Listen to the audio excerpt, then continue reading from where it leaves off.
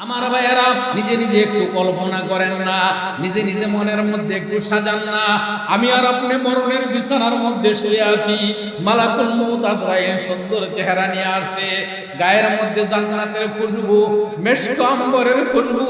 ও বন্ধু, ও দোস্ত, যদি আমি আর আপনি সাদ্দাম বাজার যাওয়ার জন্য রওনা হয়ে যাই, রাস্তার মধ্যে একটা লোক সুন্দর দামি একটা আতর দিয়া যাইতেছে, কি বলেন, নাকটা একটু টান দিয়া গেরানটা নিয়ে বলি, বাহ মাশাআল্লাহ, কত সুন্দর গেরান। কত জোরে বলে, ঠিক না? ভালো লাগে না? ভালো লাগে না? ফুলের গেরান যদি নাকে আসে, মনটা ভরে যায়, প্রাণটা জুড়িয়ে যায়, কলিজাটা ঠান্ডা হয়ে যায়। আমার ভাইয়েরা, দোস্ত আহবাব, মালাকুল মউত আজরাইল আসবে, গায়ের মধ্যে মেশক আম্বরের গেরান, শরীরটা সুন্দর, জামার মতো সুন্দর জামা গায়ের মধ্যে, চেহারাটা পূর্ণিমার চাঁদের মতো সুন্দর। আইসা ভালোবাসা আদর কইরা ডাক দিবি, ইয়া আইয়াতুহান নাফসুত তাইয়্যিবা, হে পবিত্র আত্মা। আল্লাহু আকবার বলেন না? ইয়া আইয়াতুহান নাফসুল মুতমাইন্না, হে প্রশান্ত আত্মা, হে শান্ত মন, হে দামি মন, হে দামি আত্মা, হে পবিত্র আত্মা, ও আল্লাহর বন্ধু আত্মা, ইরজিই উখরুজি, বের হয়ে আসেন। সুবহানাল্লাহ বলেন না? সুবহানাল্লাহ। বের হয়ে আসেন। নেককার ইমানদার তাকায় থাকবে। এই বেশি দূরের ঘটনা নয়, সৌদি আরবের ঘটনা নয়, আমেরিকা লন্ডনের ঘটনা নয়, আমাদের বাংলাদেশের ঘটনা। হাফিজ হুজুর রহমতুল্লাহ আলাইহি, নাম শুনছেন না? নাম শুনছেন না? বটগাছ মার্কায় নির্বাচন করেছিল হাফিজ হুজুর রহমতুল্লাহ আলাইহি। ইন্তেকালের সময় মৃত্যুর বিছানার মধ্যে শোয়া, মালাকুল মউত আজরাইল সুন্দর চেহারা নিয়ে আসছেন, রহমতের ফেরেশতারা দুই পাশ দিয়া সারিবদ্ধভাবে দাঁড়ায় গেছেন। হাফিজ হুজুর রহমতুল্লাহি আলাইহি উপরের দিকে তাকায়া তাকায়া বলেন, ওয়া আলাইকুমুস সালাম, ওয়া আলাইকুমুস সালাম, হাত দিয়া মুসাফা করেন, ইয়াগফিরুল্লাহু লানা ওয়া লাকুম। মাদ্রাসার ছাত্ররা, শিক্ষকরা, ওনার মুরিদানরা ডাক দেয়া বলে, হুজুর কাউরে তো দেখি না, কার সালাম দিয়ে কে আপনাকে সালাম দেয়, কার সাথে মুসাফা করেন? হাফিজ হুজুর রহমতুল্লাহ আলাইহি আল্লাহর ওলি ডাক দেয়া বলেন, তোমরা দেখো না, আমি দেখি আমার আল্লাহর রহমতের ফেরেশতারা আমারে সালাম দেয়। আল্লাহু আকবার বলেন।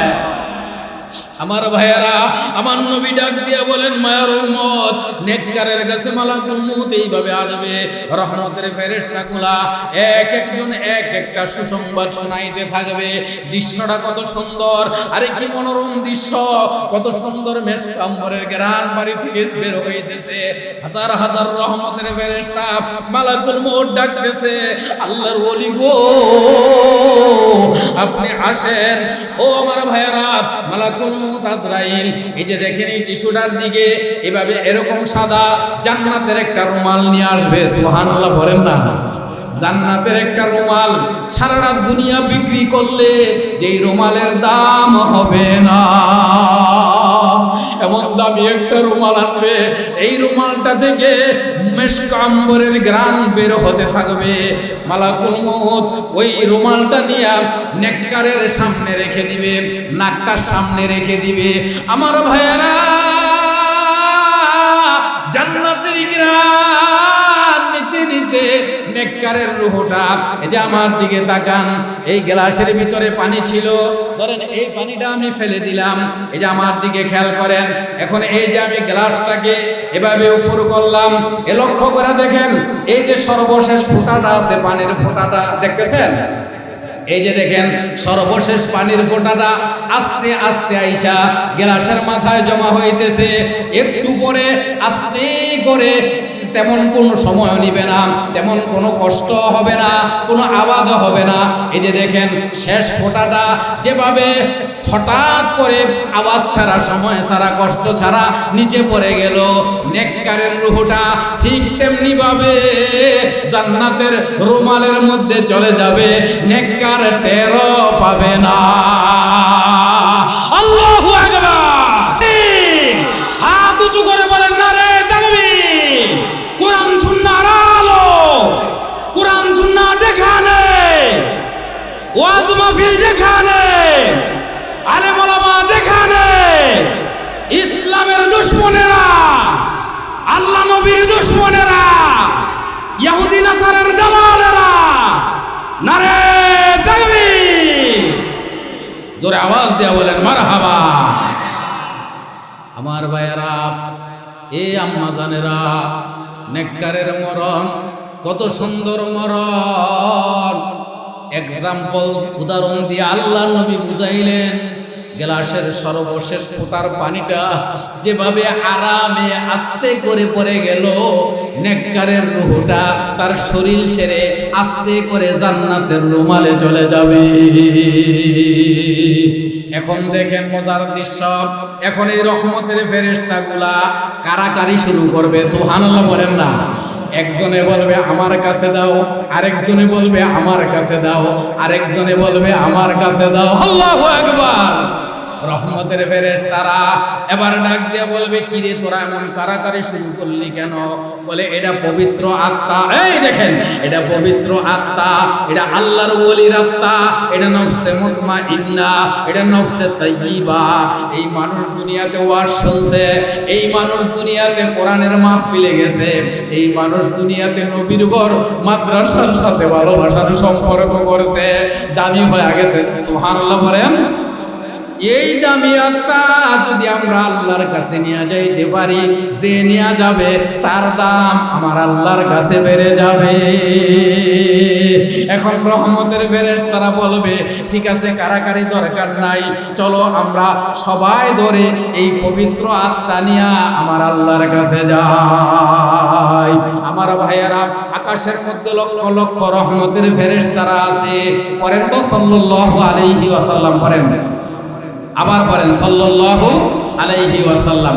এখন আমরা বসে আছি রাধানগর নূরে মদিনা তাহফিজুল কোরআন মাদ্রাসার মাহফিলে, কিন্তু আমাদের নাম, বাবার নাম সহ এখন সোনার মদিনায় আমার নবীর সামনে চলে গেছে। জোরে বলেন না সুবহানাল্লাহ। আকাশে একদল ফেরেশতা আছে, যেখান থেকে পৃথিবীর যেই প্রান্ত থেকে একজন মানুষ নবীর শানে দুরূদ পড়ে, ওই ফেরেশতাগুলা তার নাম, বাবার নাম সহ সাথে সাথে মদিনায় নবীর রওজায় পৌঁছায়া দেন। আমার ভাইয়েরা, পবিত্র আত্মা নিয়ে যখন ওই ফেরেশতারা উপরের দিকে যেতে আরম্ভ করে, দুনিয়ার সমস্ত ফেরেশতারা আইসা তাদেরকে মুবারকবাদ জানায়। সুবহানাল্লাহ বলেন না? মুবারকবাদ জানায়, আরে মারহাবা মারহাবা, তোমাদেরকে মুবারকবাদ, তোমরা পবিত্র আত্মা নিয়ে যাইতেছ। আরে পবিত্র আত্মা তো আমাদের রুমালের মধ্যে প্যাকেট করা, জান্নাতের রুমালের মধ্যে, তোমরা বুঝলা কেমনে? কয় যে পবিত্র আত্মা যদি আকাশের দিকে যাওয়া আরম্ভ করে দেয়, এমন একটা সুন্দর গ্রান বের হয়, যেই গ্রানটা কেবলমাত্র জান্নাতি পবিত্র আত্মা থেকেই পাওয়া যায়। এই জন্য আমরা দুনিয়ার মধ্যে বিভিন্ন জায়গায় বিভিন্ন ফেরেশতা ডিউটিতে আছি, যখন এই পবিত্র আত্মা উপরে যাওয়ার গ্যারান্টি আমরা পাই, আমরা সবাই দৌড়ে আইসা ওই পবিত্র আত্মাকে এবং যারা তাকে বহন করে নিয়ে যায় তাদেরকে আমরা স্বাগতম জানায় যাই। যাও যাও, উপরে যাও, স্বয়ং আল্লাহ তাআলা অপেক্ষায় আছেন। আল্লাহু আকবার বলেন না? আমার ভাইয়েরা, ওগো আম্মা জানেরা, কেন নামাজ পড়বেন না? কেন কোরআন পড়বেন না? কত দামি হয়ে যায় আত্মা। দেখেন, প্রথম আসমানের গেটের মধ্যে যখন গেল, প্রথম আসমানের গেটের দারওয়ানের নাম হলো ইসমাইল ফেরেশতা। এই ইসমাইল ফেরেশতা গেটের কাছে পবিত্র আত্মার যাওয়ার সাথে সাথে গেটটা খুলে দেয়। সুবহানাল্লাহ বলেন না? গেট খুলে দেয়। ফেরেশতারা বলে, গেট খুলে দিলেন, বলে পবিত্র আত্মার জ্ঞান পাইছি, আল্লাহ তাআলার নির্দেশ আছে, যদি কোনো পবিত্র আত্মা আসে আমি যেন একটা সেকেন্ড দেরি না করি। সুবহানাল্লাহ বলবেন না? একটা সেকেন্ড দেরি না করি। আমার ভাইয়েরা, আমার বন্ধুরা, আল্লাহর নবী বলেন, আল মাউতু জিসরুন ইউসিরুল হাবিবা ইলাল হাবিবি। উম্মতেরা রে, মৌত হলো একটা ব্রিজ, মৌত হলো একটা সেতু। এই সেতুর মাধ্যমে বন্ধু বন্ধুর কাছে যায়, বন্ধু বন্ধুর কাছে যায়। আল্লাহ হলেন মুমিনের বন্ধু, আমরা হলাম আল্লাহর বন্ধু। আল্লাহু ওয়ালিয়ুল্লাযিনা আমানু। আল্লাহু আকবার বলেন। আল্লাহ ঈমানদারের বন্ধু। এ বলেন আল্লাহ, আওয়াজ করে বলেন, আল্লাহ ঈমানদারের বন্ধু। আমার ভাইয়েরা, নবী বলেন আল মাউতু জিসরুন, মৃত্যু হলো একটা সেতু, ইউসিলুল হাবিবা ইলাল হাবিবি। এই যে হোমনা আর বাঞ্ছামপুরের মধ্যে তিতাস নদী, এই তিতাস নদীর মধ্যে সেতু হইয়া হোমনারে বাঞ্ছারামপুরের সাথে মিলাইছে। কথা জোরে বলেন ঠিক কিনা? মরণের সেতু দিয়া আমাকে আপনাকে আল্লাহর সাথে মিলাইয়া দিবে। ইসমাইল ফেরেশতা বলবে আল্লাহর নির্দেশ, পবিত্র আত্মা যখন আসে গেট খুলে দেওয়ার জন্য প্রথম আকাশের ফেরেশতারা সাধুবাদ জানায়, মোবারকবাদ জানায়, অভিনন্দন জানায়, শুভেচ্ছার স্বাগতম জানায়, লাল গালিচার সম্বর্ধনা দিয়া দ্বিতীয় আসমানে নিয়ে যায়। দ্বিতীয় আসমানের ফেরেশতারা স্বাগতম জানায়, দ্বিতীয় আসমানের ফেরেশতারা সহ তৃতীয় আসমানে নিয়ে যায়। তৃতীয় আসমানে স্বাগতম জানাইয়া তৃতীয় আসমানের ফেরেশতারা সহ চতুর্থ আসমানে নিয়ে যায়। সপ্ত আসমানের উপরে যখন যায় আমার আল্লাহ ফেরেশতাদেরকে ডাক দেয়, রে ফেরেশতারা রে, আমার বন্ধু পবিত্র আত্মা লইয়া আর কত দৌড়াবি? রাত আর দৌড়ানো লাগবে না, আমি আল্লাহ ঘোষণা করে দিলাম আমার বন্ধুর পবিত্র আত্মাটাকে ইল্লিনের মধ্যে, এখানে জান্নাতীদের রূহ আছে। সুবহানাল্লাহ জোরে বলেন না। ইল্লিনের মধ্যে জুলাইয়া রাত, আল্লাহু আকবার বলেন। এই ইল্লিনের মধ্যে সমস্ত জান্নাতি রূহ, এখানে একটা রূহ একটা আত্মাও জাহান্নামী নাই। আল্লাহ আমাদের রূহকে তুমি ইল্লিনের মধ্যে জায়গা কইরা দিও, জোরে বলেন আমিন। আল্লাহ তোমার কোরআনের বরকতে, আল্লাহ তোমার নবীর মহব্বতের বরকতে আমাদের আত্মাটাকে এইভাবে দামি বানায়া ইল্লিনের মধ্যে নিয়ে যায়ও। আমার ভাইয়েরা, আমার বন্ধুরা, নেককার বলছিলাম গোটা দুনিয়ার মানুষগুলা মরণের সময় দুই দলে ভাগ হবে। একদল নেককারের কথা শুনলাম, আমি সংক্ষেপ করব। আরেক দল হলো বদকার, আরেক দল হলো গুনাহগার, আরেক দল হতভাগা, আরেক দল কপাল পোড়া। ও বন্ধু নামাজ পড়ে নাই, ও বন্ধু কোরআন পড়ে নাই, ও বন্ধু মাহফিলের মধ্যে আসে নাই, ওরে যুবক তুমি গান বাজনা লইয়া পাগল হয়ে আছো, ওরে যুবক তুমি মোবাইলের গেমস লইয়া পাগল হয়ে আছো, তুমি মোবাইলের মধ্যে টিকটক লইয়া পাগল হয়ে আছো, তুমি ফেসবুক চিনো, তুমি আল্লাহর কোরআন চিনো না। বদকার যখন মরণের বিছানার মধ্যে শুয়ে যাবে, আরে মরণের হাত থেকে বাঁচার মতো ক্ষমতা দুনিয়ার কারো নাই। আমার আল্লাহর ঘোষণা, কুল্লু নাফসিন যায়িকাতুল মাউত, সবাইকে মৃত্যুর স্বাদ গ্রহণ করা লাগবে। এই বদকার যখন মরণের বিছানার মধ্যে পড়বে তার ছটফট শুরু হয়ে যাবে। নবী বলেন মালাকুল মউত আজরাইল ভয়ঙ্কর একটা আকৃতি নিয়া, কুৎসিত একটা আকৃতি নিয়া, বিশ্রী একটা আকৃতি নিয়া, মাথার মধ্যে জাকরানো জাকরানো চুল থাকবে। এই চুল থেকে, তার মুখ থেকে আগুনের ফুলকি বের হতে থাকবে, শরীর থেকে দুর্গন্ধ বের হতে থাকবে। আরে এমন দুর্গন্ধ দুনিয়ার কোনো মানুষের সহ্য করার ক্ষমতা নাই। ওই বদকার দেখিয়া চক্ষুগুলো বড় বড় হয়ে যাবে, একবার ডানে তাকাবে, আরেকবার বামে তাকাবে, নিঃশ্বাসগুলো বড় বড় নিতে থাকবে, ছটফট করতে থাকবে। আমার নবী বলেন উম্মত রে, এই বদকারের আকৃতি মালাকুল মউত, এই বিভৎস আকৃতিটা দেখা বদকারের কলিজাটা শুকায়া যাবে, এমন পানির পিপাসা লাগবে। গোটা দুনিয়ার পানিগুলা যদি তারে পান করানো হয়, গোটা দুনিয়ার পানিগুলা যদি তার মুখে ঢেলে দেওয়া হয়, তারপরও তার পানির পিপাসা মিটবে না। আহারে মানুষ মরণে ভুলা গেলা, আহারে মানুষ নামাজ ভুলা গেলা, আহারে মানুষ আল্লাহর কোরআন ভুলা গেলা। এখনো সময় আছে, আমার আল্লাহ ডাকতেছে বাজা বাজা, আর আছে হাসতি বাজা। আরে কোথায় গেলা ও মানুষ? আমি আল্লাহকে কেমনা বললাম, মা গররাকা বিরাব্বিকাল কারীম, কোন জিনিস তোমারে ধোঁকা দিল?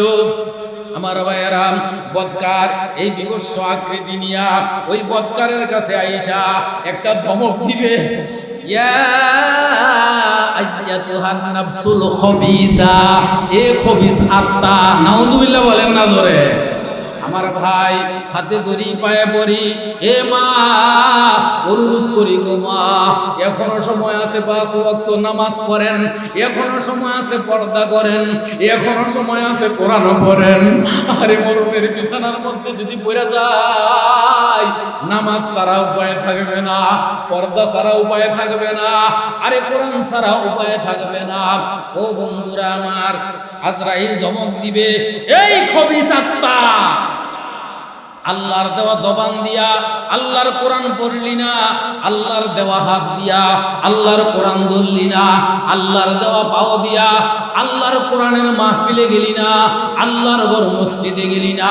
আরে জালেম, তোর চাইতে বড় জালেম আর কে রে দুনিয়ার মধ্যে? জালেম রে, এতদিন পর্যন্ত তুই দুনিয়ায় ছিলি, আমার আল্লাহ রহমান, আমার আল্লাহ রহিম তোরে মারতে দেয় নাই, তোরে ধমক দিতে দেয় নাই, তোর খাবারের কমতি দেয় নাই, তোর জন্য আলো বাতাস বন্ধ করে দেয় নাই, তোর জন্য সূর্য ওঠা বন্ধ হয় নাই, তোর জন্য ওই ফলের গাছের ফলগুলা বন্ধ হয় নাই, নদীর মাছগুলা বন্ধ হয় নাই। জালেম রে, তোর দুনিয়ার সময় শেষ, এখন তোর মরণ।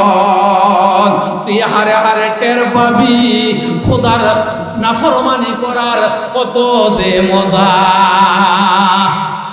মালাকুল মউত আজরাইল সাথে করে জাহান্নামের ফেরেশতাগুলো নিয়ে আসবে, এক একজন এক একটা জাহান্নামের দুঃসংবাদ দিতে থাকবে, এক একটা দৃশ্য তার সামনে ভেসে উঠবে। মালাকুল মউত ধমক মারবে আর ডাক দিয়ে বলবে, এই জাহান্নামের ফেরেশতারা, এই খবিস আত্মারে ধর। খবিস আত্মা ভয় পায়া গোটা শরীরের মধ্যে দৌড়াইতে থাকবে। কিতাবের মধ্যে আসছে, একটা দৌড় দিয়া বাম হাতের এই যে বাম পায়ের বৃদ্ধাঙ্গুলের নখের পোড়ার মধ্যে গিয়া পড়া থাকবে আর চিৎকার করে কান্না করবে, আজরাইল রে আমার নিস না।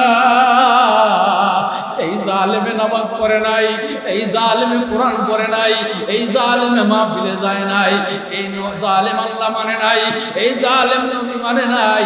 জাহান্নামের আগুন তার জন্য প্রস্তুত হয়ে রয়েছে, অন্ধকার কবরের বড় বড় সাপগুলো তার জন্য প্রস্তুত হয়ে রয়েছে। এই সাপের দংশন আমি সহ্য করতে পারবো না, জাহান্নামের আগুন আমি বরদাস্ত করতে পারবো না, আমারে নিস না। কিন্তু থাকা তো যাবে না, আল্লাহর ঘোষণা, কুল্লু নাফসিন যায়িকাতুল মাউত। মালাকুল মউত জাহান্নামের জিনজির লাগাইয়া কেমন জোরে একটা টান মারবে, জালেম চিৎকার করে জমিনের মধ্যে পড়ে যাবে।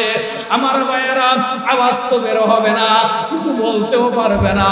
সন্তানগুলো বাবা বাবা বলে কান্না করবে, প্রাণের বিবি স্বামী স্বামী বলে কান্না করবে, বাবা মা সন্তান বলে কান্না করবে, এলাকাবাসী কান্না করবে, আর ওই জালেম মৃত্যুর স্বাদ আস্বাদন করতে থাকবে।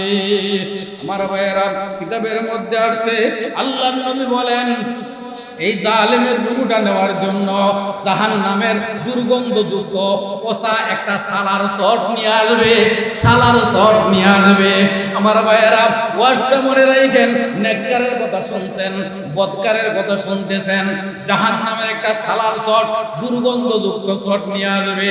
ওই শট নাকের কাছে নিয়ে বলবে, খবিস আত্মা আয় বের হয়ে আয়, টের পাবি জাহান্নাম কাকে বলে, টের পাবি খোদার নাফরমানি করার সাজা যে কত কঠিন।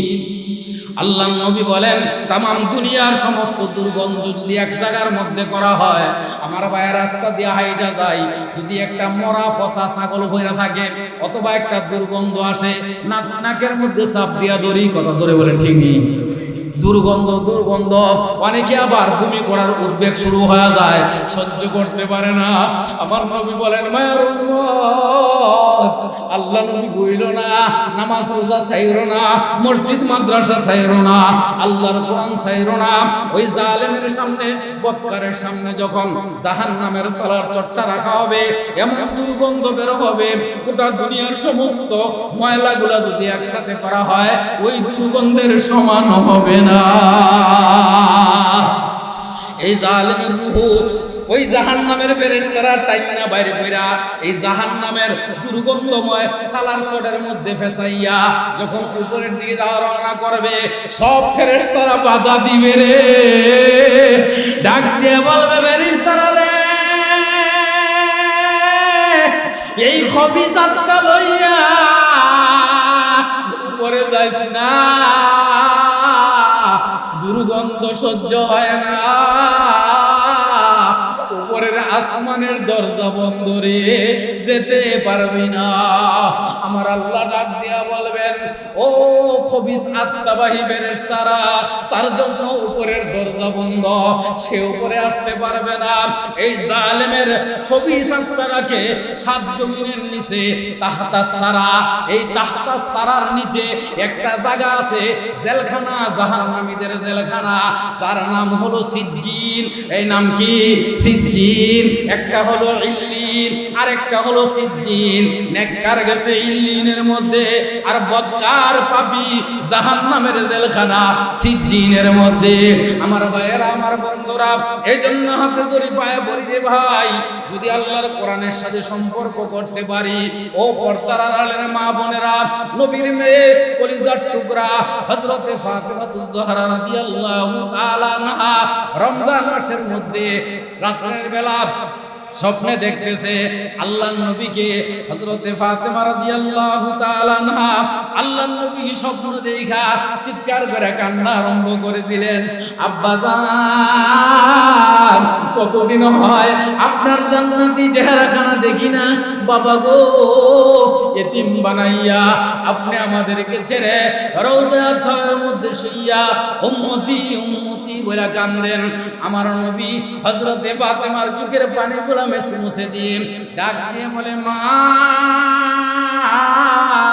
দাওয়াত নিয়ে আসছি, দাওয়াত মাগো, রমজান মাস, ও মা তুমি সেহরি খাইবা আমার জামাই আলীর সাথে, আর ইফতারি করবা আমি দুজাহানের বাদশা নবীর সাথে।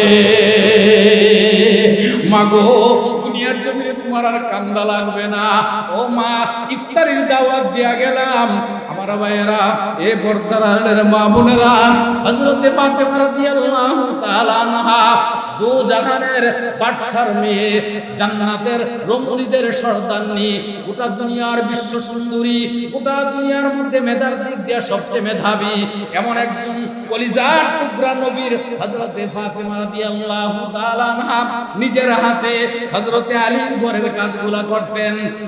যেই রাত্রে এই স্বপ্ন দেখলেন, সেহরি খাইবা জামাই বাবার সাথে আলীর সাথে, আর ইফতারি করবা আমি নবীর সাথে।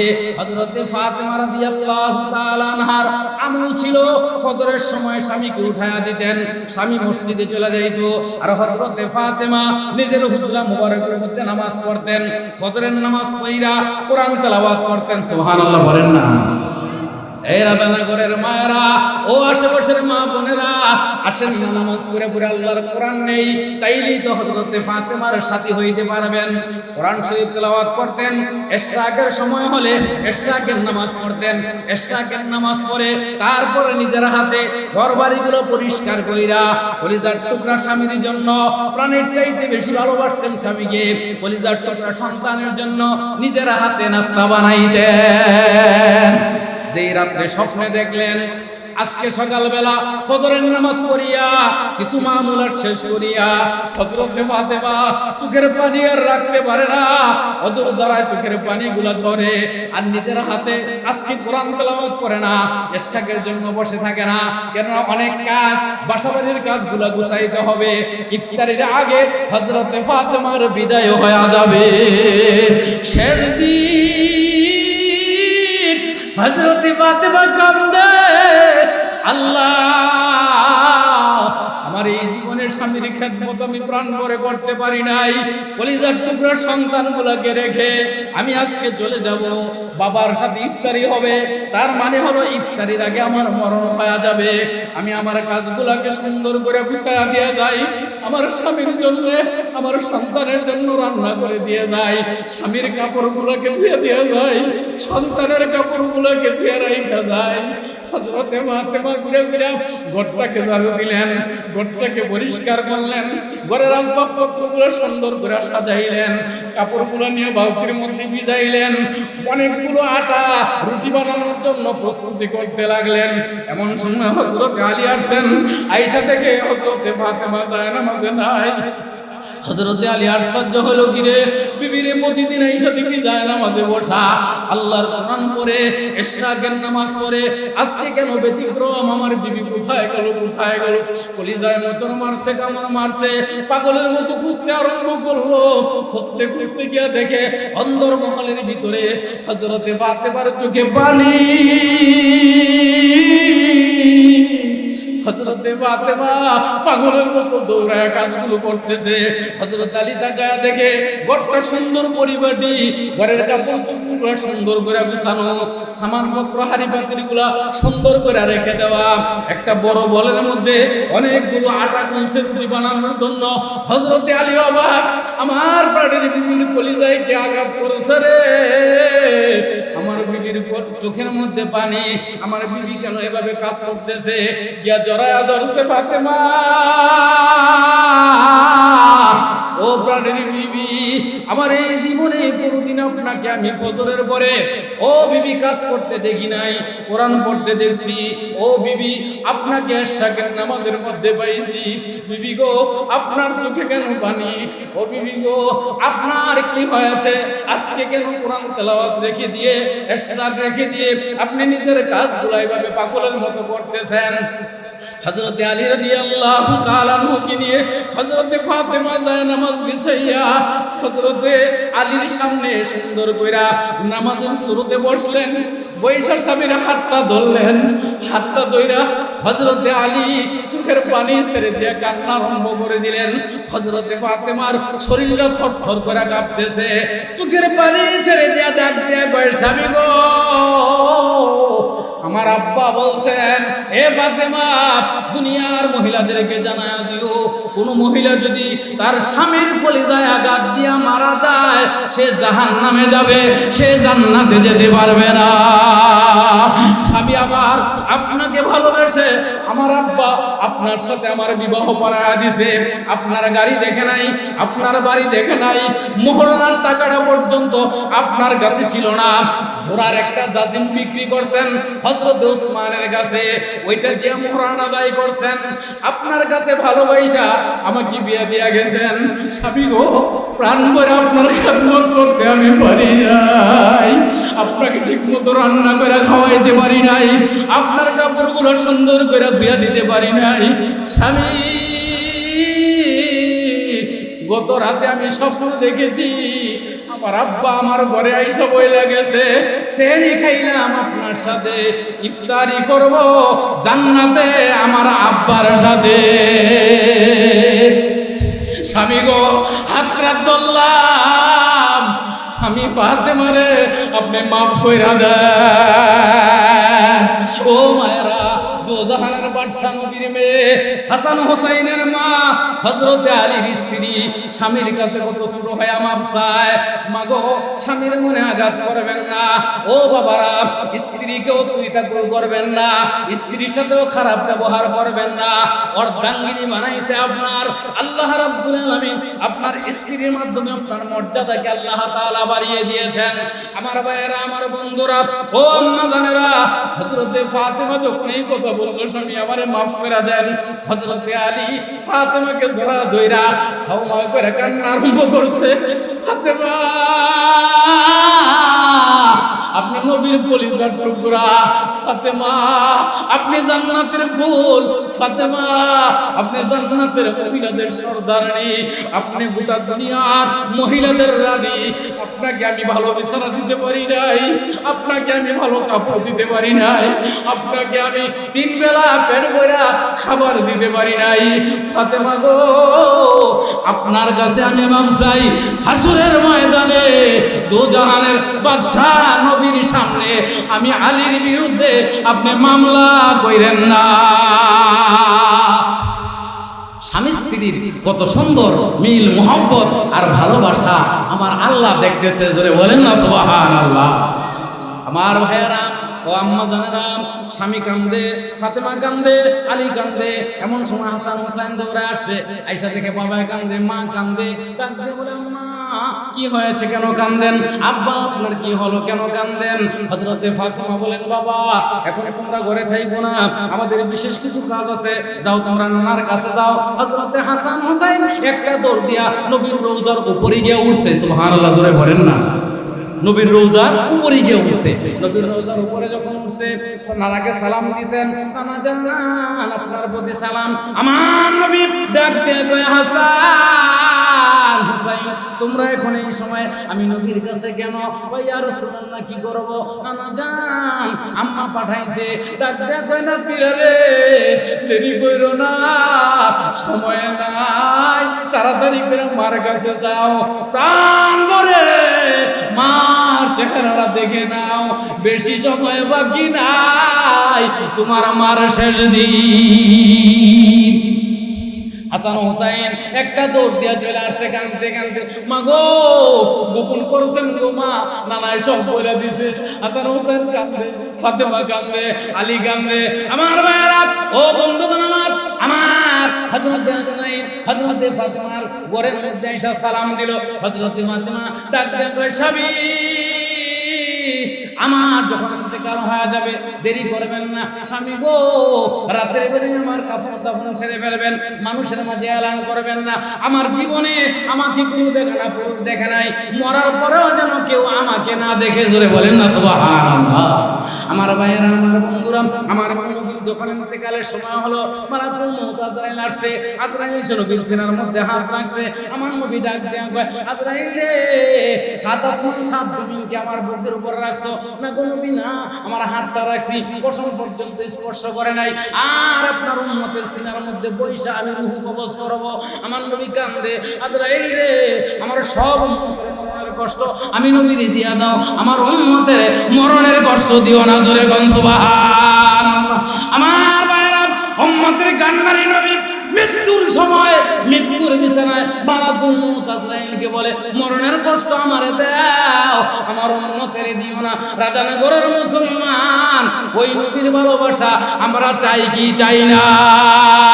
দুই হাত উঠায় দেখান, চাই কি চাই না? নবী বলেন, আল মারউ মা মান আহাব্বা, যার সাথে যার মহব্বত তার সাথে তার কিয়ামত। নবীকে যদি আমরা ভালোবাসতে পারি, নবীর সাথে আমাদের হাসর হবে। নবী নাই, নবীর ঘর মাদ্রাসা আছে। জোরে কথা বলেন ঠিক কি না?